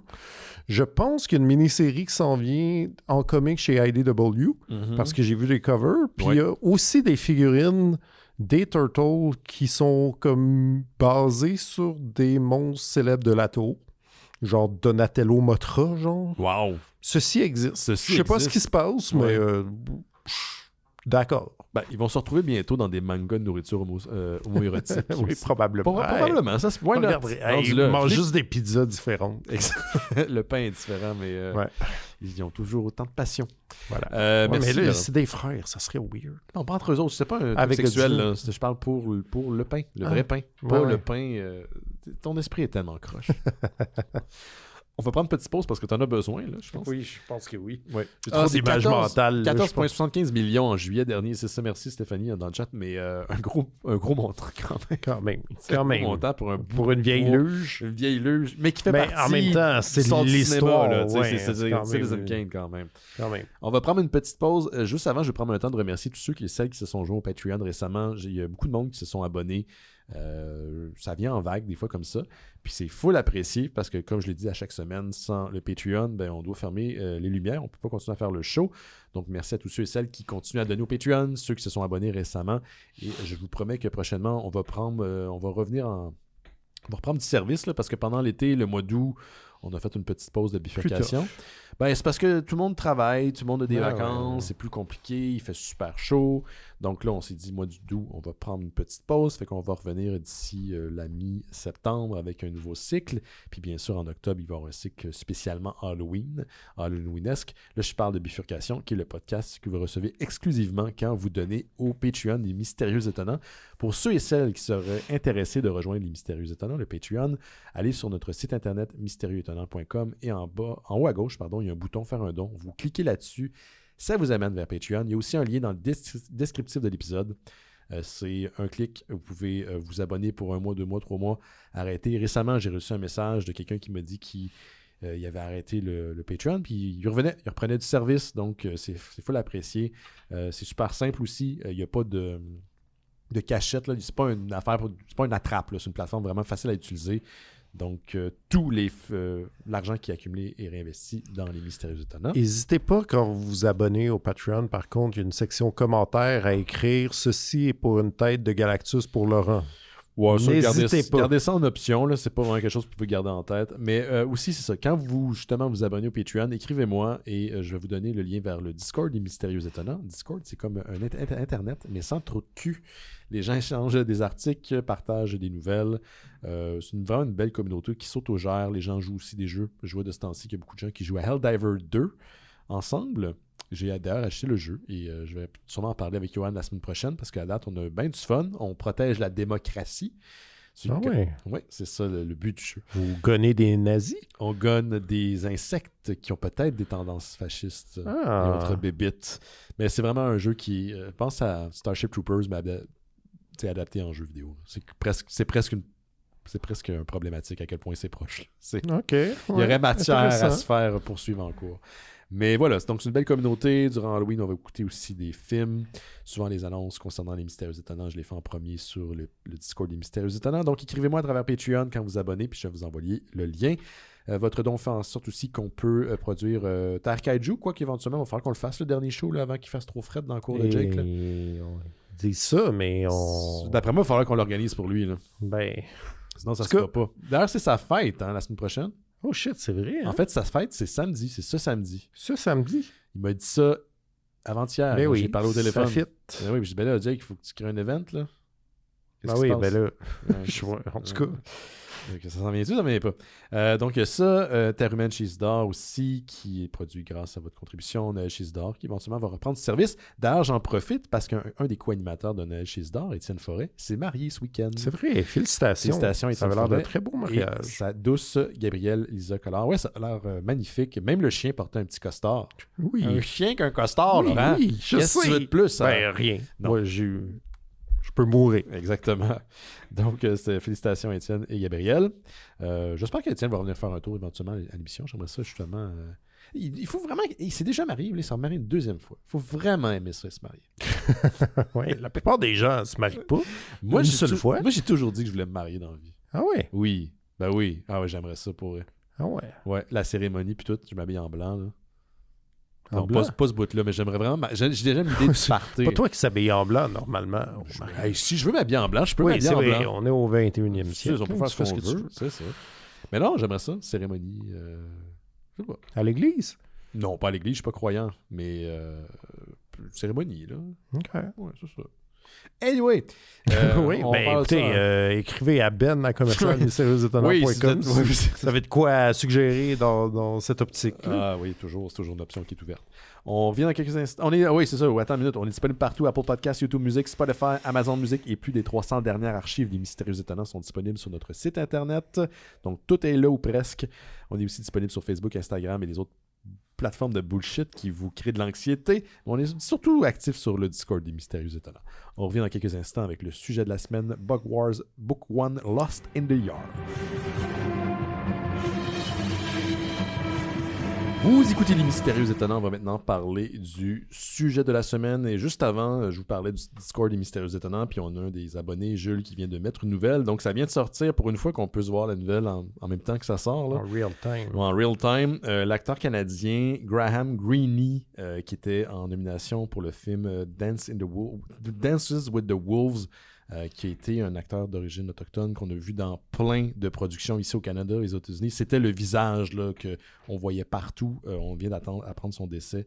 Il est décédé à Toronto à l'âge de 73 ans. Je viens juste de voir la nouvelle, donc désolé, je ne peux pas rendre de justice à toute l'immense carrière que ce gars-là a eue, mais je me souviens que très, très, très, très jeune, alors que je pense que les cultures autochtones étaient un peu moins célébrées ici, là, ça l'est un petit peu plus, là, quoique on a encore du chemin à faire. Dans ma tête d'enfant, je me disais, ah oui, c'est le gars qui incarnait tout le temps comme la personne qui était provenant des Premières Nations. Donc, il y a un visage qui a marqué une génération de Canadiens. On l'a vu partout. Là. Il était présent partout. Il a joué très récemment dans la série Marvel Echo. Il était là-dedans. Ouais. Je ne l'ai pas vu non plus. Ça dit qu'il est décédé d'un long combat avec une maladie, mais c'est pas spécifié. Désolé, j'ai pas plus de détails. Je peux pas vraiment rendre justice au type, mais c'était un gros morceau, là, pour vrai. Là. Il était dans tout, ce gars-là. Il était dans tout. Dans The Green Mile, entre autres, Molly's Game, puis de ce que je vois ici, Die Hard with a Vengeance. Ouais, ça, je l'ai peut-être oublié. J'ai retiré ce film-là de ma mémoire, malheureusement. C'était pas un très bon film, de Die Hard. Bon, mais écoute, on continue? Yep. Yes, on vous parle de Bug Wars Book 1, Lost in the Yard de Jason Aaron et Mahmoud Asrar. Ça arrive des fois qu'on parle d'un certain auteur 2 fois de suite ou un peu dans la même période. C'est comme ça. C'est comme ça, Mystérieux Étonnant. C'est une bande dessinée qui est publiée chez Image Comics. Je vais essayer de résumer rapidement l'histoire, puis après on va parler de notre appréciation, puis après on va y aller plus en détail. Donc, on a les frères Slade et Sidney Slaymaker qui, avec leur mère, qui est monoparentale, emménagent à une vieille maison qui était la propriété de leur père, qui est décédé sur place dans des circonstances un peu mystérieuses et très, très, très morbides. Il a été dévoré par des insectes. Et donc, ils n'ont pas le choix de retourner dans cette maison-là parce que la mère a fait faillite. Elle est la seule parent à ramener de l'argent à la maison maintenant. Puis, ils ne sont plus capables de faire que les deux bouts se joignent. Merci, je cherche l'expression. Donc, Slade est un peu comme son père, un amateur d'insectes. Et Sidney, qui a fait la découverte du cadavre de son père alors qu'il était jeune, est un adolescent très instable, très violent, qui a horreur des insectes. Puis, comble de malheur, on le ramène dans la maison où il a découvert le cadavre de son père. Donc, c'est assez morbide. Pensez à une série qui est un peu un mélange entre Chérie, j'ai réduit les enfants, quelque chose qui est très fantastique, mais aussi encore très épeurant. Tu sais, des côtés qui sont... Tu sais, c'est fantastique, mais c'est aussi très sombre comme série par moment. C'est comme Conan, mais... Oui, Rencontre Chérie, j'ai réduit les enfants. Exactement. Donc, Slade, un de ces jours, est poursuivi par son frère qui pète une coche alors que leur mère est absente parce que Slade a des insectes dans sa chambre. Puis là, Sidney pète tous ses aquariums, ses vivariums, part à courir après son frère qui a en sa possession un rhino beetle qui s'appelle Pax, c'est son insecte favori. Ouais. Et alors qu'il sort de son frère, il fait la découverte d'un médaillon qui le transporte dans leur cour en version plus petite et qui lui confère des pouvoirs. Il est plus fort, quoique ses pouvoirs, il peut y accéder de façon... C'est un peu instable. C'est pas clair, C'est pas clair quand il peut. Puis il fait la rencontre d'une société d'humanoïdes qu'on appelle les mites qui vivent en symbiose avec différentes races d'insectes. Donc, prenez, là, il y a même une carte là, dans le premier livre, là, on voit la cour au grand complet qui est délimitée qu'un bois. Puis même le bois, c'est une zone où il ne faut pas aller. Il y a des dangers non nommés. Mais chacune des zones de la cour, il y a, mettons, les nids de fourmis, les araignées qui vivent dans les plantes, les mouches qui vivent dans le chien mort. Dans le chien mort, c'est dégueulasse. Mais c'est en même temps, c'est super creepy. T'as les... comment t'appelles ça? Pas les hornets. Les guêpes qui vivent au-dessus du cabanon. Fait que donc, Slade est propulsé dans ce monde-là, essaie de trouver pourquoi il est là, comment il pourrait revenir à une grandeur normale, alors que les insectes qui se sont fait ravager sous la tondeuse de son frère Sidney sont en train de monter une alliance pour l'attaquer et le tuer. Chose qu'ils peuvent faire. Ils l'ont déjà fait pour le père. Donc, il y a toute une espèce de mythologie qui me fait penser à Lord of the Rings dans cette série-là. Ouais. Il y a tout un côté d'intrigue parce qu'on ne sait pas qu'est-ce qui a amené au meurtre du père. Puis, chacune des espèces, un peu, c'est une alliance, mais qui est très, très chambranlante. Personne ne se fait vraiment confiance. Il y a toute une mythologie qui est liée au pendentif, qu'on ne sait pas trop son origine. On ne sait pas c'est quoi. Il manque un bout au pendentif. Oui, où ce bout-là? Donc, c'est le genre de choses que j'ai l'impression que Jason Aaron a un plan à long terme. Moi, je vous dis tout de suite, j'ai vraiment aimé cette série-là. J'ai trouvé un petit peu verbeuse par moment, mais j'ai trippé sur le dessin. Mahmoud Assar, c'est quelqu'un qui a travaillé longtemps sur X-Men. OK. Puis il y a un coup de crayon qui est assez reconnaissable. Si vous allez voir les plus récents BD d'X-Men qui est sorti, vous allez le reconnaître. Pardon, puis autant que la semaine passée, j'avais des réserves sur Teenage Mutant Ninja Turtle. Cette semaine, j'ai full embarqué dans la proposition de Jason Aaron. Mais toi, qu'est-ce que tu as pensé de la BD cette semaine? Hey, c'est vraiment très étrange, mais pendant mes vacances, j'ai lu des vieilles affaires. Parce que j'étais comme, yeah, enfin, je peux passer à travers ma pile. C'est pas de la job.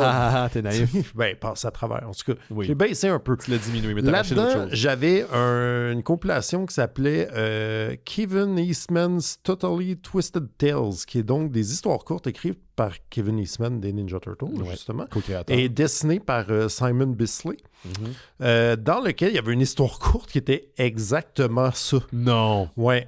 Oh. Mais la version genre 90s wacky, all over the place, de genre j'ai aucune idée de ce qui se passe. Fait que là, j'ai commencé à lire la BD parce que tu me l'as envoyé. Puis là, j'étais comme, voyons, je la connais cette histoire-là. Je viens de la lire. Puis là, j'étais comme confus, genre. Mais il y a un pendentif, il y a tout le kit. Non, mais c'est quand même, mais tu sais, l'idée qu'il y a un peuple miniature qui vit dans la cour puis qui se livre une guerre sans merci. Oui. C'était là, genre. Mais si on veut vraiment être anal, les Simpsons l'ont fait aussi dans l'épisode de Treehouse of Horror avec la bande. Mais ouais, c'est un peu différent. Oui, mais tu sais, comme c'était vraiment, mettons, la même idée de la cour en tant qu'écosystème guerrier fantastique, mettons. Mais tu sais, je trouve que la version là qu'on vient de dire de Jason Aaron est vraiment mieux développée, vraiment mieux pensée. T'sais, comme l'autre, ça a l'air d'une idée garochée un peu de même. Là. Pour vrai, j'ai full aimé ça aussi. C'est prenant, c'est bien écrit, c'est un bon lore, je trouve, là, que comme, tu sais, je sais pas si tu as lu toutes les pages bonus qu'il y avait. Pas tout au complet, mais c'est ça, moi, de monnaie, j'étais comme, je vais pas tout lire ça, puis finalement, j'ai tout lu, je suis comme, ah ouais, c'est des pages, on revient sur la culture de chacune des espèces. Ouais, c'est ça, tu sais, comme à la fin de chaque numéro, tu as des pages bonus où il t'explique un peu chacune des peuplades. Des mythes. Tu sais, des mythes, qu'est-ce que... à quoi ils croient, c'est quoi leur théorie, puis tout. Parce qu'ils font de la magie, ils ont chacune une culture différente. Ouais. Là, moi, où mon suspension of disbelief, il est comme... Il y a de la misère, c'est genre, mais là, tous ces êtres-là, personne ne les voit dans la cour. Il y a du monde en tabarnouche, là, les insectes. Mais ils sont on les voit, tu sais. Ils sont tout petits. Oui, mais les insectes, je veux dire, ils sont... Les fourmis, on les voit, elles sont un peu plus grosses. Oui, mais les bébites sont un petit peu plus petites. Comme... Imagine quelqu'un qui ride une fourmi, par exemple. Ouais, c'est ça. Mais bref, non, j'ai eu bien du fun dans cette histoire-là. C'est comme, tu sais, on dirait... Bon, l'histoire de talisman, puis tout, c'est très, très... C'est comme un mix de clichés, mais c'est super bien fait, tu sais. Ouais. Moi, ça m'a aussi beaucoup rappelé le truc qu'on a lu quand même récemment de Daniel Warren Johnson, là, The Moon is Following Us. Oui, où est-ce qu'on a aussi ce mélange de côté très naïf, mais en même temps très violent. Ouais, ce genre-là, tu sais, alors que là, on est comme dans les cauchemars de quelqu'un, mettons, là, mais là, l'espèce de vibe aussi garochée soudainement dans un monde très, très violent où il faut que tu apprennes les règles au fur et à mesure, dans la panique, tu sais. Il y a la même énergie, je trouve. Que je suis d'accord avec toi. C'est peut-être un peu moins touchant. Quoi qu'il y a, puis là, je vous rappelle qu'on spoil en la partie d'émission, mais le moment où le fils rencontre un écho de son père dans la toile des araignées, ça, j'ai trouvé ça très émouvant. J'ai pas cru une seconde qu'il était là pour vrai. Là. Non. Mais il y a quand même du cœur. Tu sais, il y a des bouts... Quand le frère se fait attaquer finalement par les bébites, il en perd un œil. Il niaise pas avec la POC. Non, il niaise vraiment pas avec la POC. Là, puis lui, il en a mangé une claque, ce gars-là. Il a non seulement découvert son père mort quand il était jeune, couvert de bébites, mais là, il s'est fait attaquer. Puis il a perdu son œil gauche. Ça l'était fait dire de ne pas passer à tondeuse à une nid de fourmis. J'avoue, il a couru après. Ouais. Ben, c'est ça. Mais donc, t'as pas tant trippé sur le truc. Là. C'est parce que c'était long? Non, j'ai pas de raison. J'ai beaucoup aimé ça. Je pense pas, genre, c'est pas la meilleure BD que j'ai lue cette année, mais c'est vrai. vraiment une proposition solide. Oui, C'est ça que j'ai, en gros, mon feeling. C'est une proposition solide, puis je trouve que c'est une proposition qui est quand même unique, dans le sens où je vois de quoi il s'est inspiré, comme I Need a Shrine de Kids, mais d'amener le côté médiéval fantastique avec cette société-là, que tu sais, sûrement qu'il y a d'autres espèces qu'on va découvrir, d'autres alliances qu'on va trouver. Oui, parce que là, le cliffhanger à la fin. Oui, c'est des maîtres qui ride des écureuils. Oui, là, j'étais comme, oh, ça me tente ça. Ils vont venir bouffer vos couvercles de poubelle. Ouais. Mais je suis dedans, tu sais, puis clairement, pourquoi éventuellement ils ont attaqué le père, puis où l'autre morceau du médaillon, ce médaillon-là, il provient de où, il sert à quoi. Tu sais, c'est la bonne balance pour moi, là, c'est là où j'ai trippé, c'est de ce qui se rapporte à une logique de conte de fées fantastique, mais avec un enjeu d'adulte. C'est pas le genre de BD que je ferais lire à mon enfant, mais il y a des aspects d'un conte de fées un peu à la manière de Moon is Following Us. Ouais, effectivement. Où je m'y retrouve. Je suis oui, il y a une bonne balance entre les deux. Puis c'est ça, moi, où j'ai moins trippé, c'est que c'est un book one, donc c'est un trade qui est un petit peu plus gros qu'un trade régulier. 6 numéros, mais il y a des fois des numéros de 46 pages. Je pensais que c'est plus court que ça, en fait. J'ai trouvé que la BD était un peu verbeuse par moment, puis c'était pas nécessaire. C'est mon seul truc. Je trouvais que j'avais envie de découvrir plus le monde, qu'on revienne constamment à ces mêmes affaires. Mais c'est très minuscule comme c'était pas parce qu'il y avait trop de lore, tu penses que c'était verbeux? Ben, le lore était... je trouve que le lore, ils l'ont bien amené, au contraire. Tu sais, des fois, j'ai l'impression que là, t'as le personnage qui fait l'exposition du lore classique. Puis j'ai tout le temps trouvé que le lore, de la manière qu'on nous le présentait, c'était à travers... On nous le montrait. C'est à travers les actions des personnages, à travers ce qu'ils font et ce qu'ils disent, mais c'est pas quelqu'un qui est en train de livrer un speech. Mais je trouvais que le speech en question, quand il devait l'utiliser, était peut-être un peu long. On avait compris. T'aurais pu éditer, t'aurais pu couper un petit peu là-dedans. Mais j'ai tout retrouvé les éléments que j'aurais souhaité avoir dans Teenage Mutant Ninja Turtles que j'ai pas eu la semaine passée, où je sens que c'est Jason Aaron qui a écrit la BD. La semaine passée, j'ai senti que ça aurait pu être n'importe qui l'aurait écrit, puis ça aurait été la même chose. J'ai pas senti le Aaron dans l'écriture, tandis que là, je le reconnais. Tu sais, c'est un gars de high concept, comme Daniel Warren Johnson aussi, comme tous les auteurs qu'on aime mystérieux. Puis j'étais, je suis dedans, je veux voir un jeu vidéo de cette affaire-là, je veux voir un... Tu sais, j'étais full dedans. Moi, j'ai quand même apprécié beaucoup comment chacune des peuplades est reconnaissable de son insecte, mettons. Oui. C'est-à-dire, tu sais, le peuple des guêpes, c'est des hosties vicieux qui pensent juste à faire le mal. Oui. Puis, mettons, les abeilles, c'est genre des gros bonhommes qui sont comme nous, on aime le miel, ne nous faites pas mal. On peut en donner si vous voulez. Oui, c'est ça. Non, nous n'aimons pas la guerre, prenez du miel. J'étais comme, Les Beatles, comme les espèces de scarabées, c'est comme des brutes, des barbares. Que j'aime full. Ça fait penser à des Klingons, des Vikings un peu, là. Surtout que, tu sais, ils se rangent à un moment donné du côté de Slade, puis j'étais comme, OK, au moins, il y a un allié dans ce monde-là, de Max Saber. Il est accompagné d'une sorcière qui est une araignée. Elle fait partie du mythe des araignées. C'est ça, nice. Je suis comme, tu sais, j'aime ça. C'est comme bien, c'est le fun comme vibe, tu sais. Puis il y a un peuple qu'on n'a pas encore rencontré. Ouais. Le peuple des coquerelles dans la maison, qui est là pour protéger la maison. Puis d'ailleurs, il en parle, c'est comme si le peuple des coquerelles, c'est sûrement pas eux qui se sont retournés contre le père, donc il y a toute une intrigue par rapport à ça aussi. Puis je veux savoir pourquoi il a été assassiné finalement. Mais moi, c'est une partie qui m'intrigue beaucoup, c'est que tout le long de la BD, tu sais, comme ils sont comme, c'est qui ce mini-humain-là, on s'en sac. Puis là, tout le monde est comme, non, mais tu comprends pas, c'est le fils du Jim. Oui, c'est le du Jim qui s'appelle James, mais... Oui, c'est ça. Je suis comme, OK, tu sais, c'est comme un peu comme au début de John Wick, là. Oui. Comme tu sais pas, ça a juste l'air de Don Reynolds, tout le monde est comme... T'as tué son chien. Oui, comme John Wick, puis là, c'est comme si c'était genre le bonhomme 7 heures. Exactement, c'est genre terrifiant, tu sais. Là, je suis comme, j'ai hâte de savoir c'est quoi ce passif-là. Genre, il était qui, le Jim? Puis tu l'entends quand il le prononce, c'est comme le Jim, tu sais, comme il le sépare un peu dans la tête. Puis où il l'appelle le Slaymaker, qui est le nom le nom de famille de la famille Slaymaker. Mais tu sais, comme tu sens aussi, tu sais, comme le Jim, il avait l'air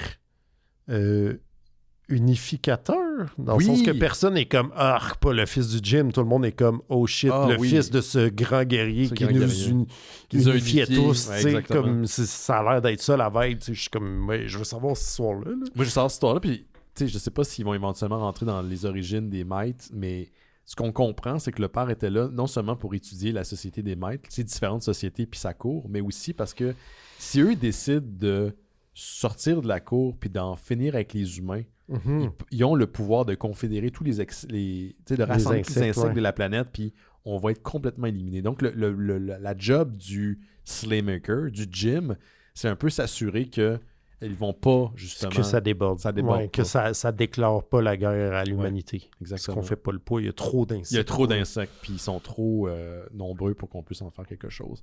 Ouais. Il y a des bonnes idées. Le cadavre du chien, Ouais. ça a l'air d'une cathédrale maudite. L'enclos d'un méchant d'un cartoon des années 80, mais c'est juste dégueulasse. Moi, j'aime ça parce que, tu sais, c'est comme si ça donnait une impression que ce monde-là, pas qu'il est éphémère, mais qu'il va très vite. Oui, j'ai eu la même Tu impression. sais, je veux dire, ce chien-là, s'il y a encore de la chair en putréfaction, il n'est pas là depuis super longtemps. Puis une monnaie va se faire ramasser. Ce royaume-là est une durée de vie limitée, mettons, tu sais. C'est comme ça que je l'ai... Puis c'est là où je trouve que le storytelling est fort, c'est qu'ils n'ont pas dit ça. Ils n'ont pas dit « la société va vite parce que c'est des insectes ». Non. Mais tu le comprends de par ce qui est dit entre les lignes que c'est ça. Probablement qu'un hiver pour eux, qu'un cycle de saison pour eux, c'est une éternité. Oui, c'est plusieurs générations. Tu sais, comme le Jim, il est mort, ça Il y a doit pas faire si longtemps que ça, mais pour eux, c'est plusieurs générations. C'est milliers, c'est ça. C'est une légende. Une légende mythique, tu sais. Exact. C'est de la même manière que l'espèce de tas de branches est un lieu pour les insectes, oui. pour les moustiques. Puis initialement, comme Slade, quand il est propulsé dans le monde des mythes, est pris comme pour aller dans une espèce de place de gladiateur avec d'autres personnages qu'il rencontre. Un Thunderdome. Un Thunderdome avec des moustiques. Mais sur le coup, tu fais « Ah, c'est un moustique. » Mais c'était peurant. Comment ils se font tuer? Tu sais, ils se font swarmer, puis tu fais vider ton sang. Oui. Moi, j'aime ça que même pour le monde des insectes, les moustiques, c'est comme une aberration sans nom, sanguinaire. Exactement, c'est la pire des affaires. Puis ils ont l'air des drones, tu sais, c'est pas des insectes intelligents. Mis à part les maîtres, tu comprends qu'ils ont une relation symbiotique avec les insectes, mais les insectes comme tels n'ont pas l'air particulièrement intelligents. Ils ont l'air plus à obéir. Ouais. C'est pour ça que ça me fait penser un peu à un principe d'un cartoon des années 80, tu sais. Mm-hmm. Genre, tu sais, le personnage avec sa monture. Son Thundercat. Son Thundercat, c'est ça, exactement. Mais il y a des belles idées. Je trouve que le dessin est vraiment beau. Je sais pas si tu es d'accord, là, mais... Oui, je suis d'accord. Je pense que le dude a du fun. Mm-hmm. J'aurais souhaité peut-être d'autres scènes où on voit vraiment de la perspective de... T'es dans une forêt, mais c'est une forêt qui fait pas de sens. Je sais pas, tu vois, comme dans Chérie, j'ai réduit les enfants, quand ils commencent à se marcher dans la cour, dans le gazon, tout est représenté de façon immense. Ouais. J'aurais aimé ça un peu voir ça dans la BD. Un peu plus. Il le fait, mais pas tant que ça. Je comprends. Ça, j'aurais aimé ça. La colo est super belle aussi. Rien à dire. Ouais. Ben, tu vois, moi, je les ai pas lus, les X-Men. Je ne connaissais pas ce dessinateur-là, mais il est vraiment solide. Il est super solide. Tu vois qu'il fait ses classes. J'espère qu'il a du fun à dessiner des insectes parce que j'ai l'impression que la run n'est pas finie. Là. Non, c'est ça. Ben, mon Dieu, je pense.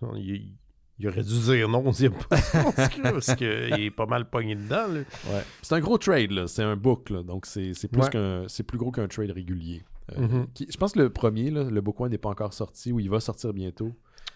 Ouais, il sort bientôt en fin d'année, je pense. Là, comme nous, on a lu son single, mais ça s'en vient. Ouais. Puis donc, une série qui, j'espère, va se continuer, au moins se conclure. Moi, je suis assez embarqué, je sais pas pour toi, je vais pas te mettre des mots dans ta bouche, mais pour au moins voir la conclusion de cette série-là. Qu'il y a une fin. Ouais, ben écoute, si ça dure 15 trades, peut-être pas, mais si c'est 2-3, assurément. Je prendrais une bonne série de 3. Ouais. Là, il y a assez de jus pour ça, je pense. Ouais. Puis peut-être s'il s'inspire du Lord of the Rings, un peu à la manière de un genre de trilogie. Avec plusieurs fins. Ouais, ça finit plus. À la fin, tu déplies les pages. Là, ça continue. Voyons, oui. Comme I Know What You Did Last Summer, 2025. Hey, Laurent, moi j'ai fait le tour de quelque chose pour rajouter. Non, mais c'est bien le fun. Moi, je recommande. Je recommande. Malgré tes réserves, tu recommandes? Ben, c'est même pas de vraies réserves. Tu sais que t'es mort à l'intérieur. Oui, c'est ça. Je pense que c'est plus ça. Mais pour vrai, non, très, très bonne BD. Génial. Merci Laurent, merci à vous à la maison. Allez jeter un coup d'œil sur nos réseaux sociaux durant la semaine. Il va y avoir une annonce concernant les mystérieux étonnants. Anyway, je vais vous en parler la semaine prochaine. Je vais aussi mettre l'annonce sur le Patreon et sur le Discord. D'ailleurs, si vous avez la chance de venir au Discord, au Patreon plutôt, allez-y. Les liens sont partout sur notre site internet, dans le descriptif de l'épisode que vous écoutez en ce moment. Puis en échange, vous avez plein de goodies. Donc on se voit la semaine prochaine. Puis éventuellement, le froid va embarquer, j'imagine. C'est le temps, là. Ben, Go for it. Non, moi, je suis tanné, non. là. Je suis Ouais. tanné. Ben non, mais là, des semaines comme ça, là, d'entre deux, c'est bon. Non. Je veux que ça fasse. Je veux qu'il fasse tout. Je veux que je me j'avais- sente hey, pas cheap de rester à la maison. J'ai mis des culottes longues la semaine passée. Ouh! J'étais tellement énervé. Selon les grands anciens, c'est un signe des temps nouveaux. Oui, oui. D'accord. Ok, faites attention aux autres. Bye.